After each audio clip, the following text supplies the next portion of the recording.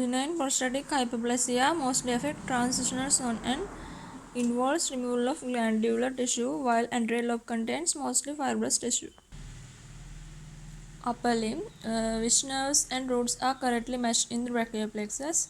Lateral pectoral nerve C5, C6, C7. Upper subscapular nerve C5, C7. Thoracodorsal nerve C6, C7, C8. Radial nerve C5, C6, C7, C8, T1. Medial pectoral nerve C8, T1. Regarding the surface marks of the upper limb, lunate bone is not palpable. Scaphoid, trapezium in the snuff box, pisiform and hook of the hamate are the carpal bones that could be palpated. Regarding surface markers of the upper limb, medial border of the scapula is palpable, can be seen and palpated. The spine of scapula is palpable throughout. Regarding surface mark of upper limb, superior angle lies at the level of T2. Opposite to superior angle opposite second thoracic spine. Inferior angle opposite the seventh thoracic spine, root of the scapular spine, third thoracic spine. Regarding axillary nodes, drains the trunk above the umbilicus. Anterior node lie along the lateral thoracic artery. Anterior node is lying along the lateral thoracic artery behind the pectoralis major, at lowest border of the pectoralis minor. Posterior nodes drain nodes above iliac crest, upper half of the trunk posteriorly, and axillary tail of the neck, breast. Apical node drains 75% of breast tissue. Axillary nodes drain 75% of breast tissue. All lymph from the axillary nodes finally go through the apical.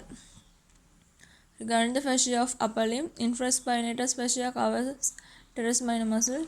Infraspinatus fascia covers infraspinatus and teres minor muscle. It doesn't cover teres major. In scapular blade fractures, the resulting hematoma is confined beneath the fascia. Palmaris brevis lie in the superficial fascia. It extends from the palmar aponeurosis to the dermis of the skin. Pectoralis major is enclosed by pectoral fascia. Pectoralis minor is enclosed by clavipectoral fascia. Deep laceration of the themelminus may damage muscular recurrent branch of median nerve. The radial artery appears between two heads of the adductor pollicis to form the deep palmar arch. Deep laceration of themelminus may damage adductor pollicis. Dorsal interosseous muscle insert into the side of the proximal pharynx of second, third, and fourth fingers and to the extensor expansion. Dorsal interosseous muscle acting together with palmar interosseous muscle will result in flexion of metacarpophalangeal joints and extension of the interphalangeal joints. Dorsal interosseous muscle is supplied by deep branch of ulna. Dorsal interosseous muscle was through the ulnar side of the metacarpophalangeal joint. Those attacked of the third and fourth fingers are on the ulnar side of the metacarpophalangeal joint. Therefore, it is not false. Shoulder joint has large disproportionate between the humeral head and glenoid cavity. 4:1 ratio between humeral head and glenoid cavity. Shoulder joint, the gap anteriorly in the shoulder joint capsule allow communication with the subscapularis bursa.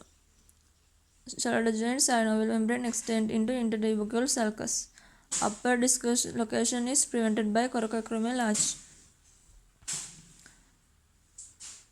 Shoulder joint humeral is directed posteromedially. Regarding the elbow joint, communicate with superior radioulnar joint. Elbow joint has a fat pad between synovial membrane and capsule in olecranon fossa. Regarding elbow joint, capsule is